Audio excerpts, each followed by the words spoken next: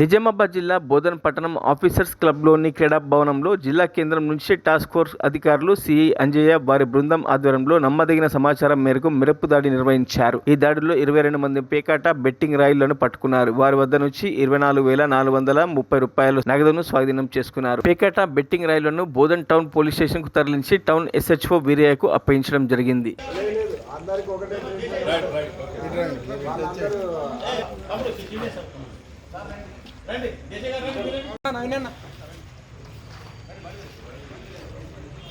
चलो एक आनंद एक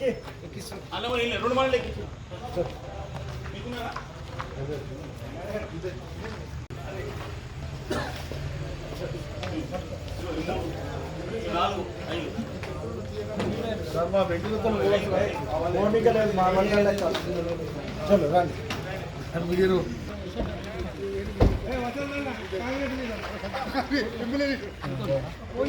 छोड़ दो 1 2 3 4 राइट हेलो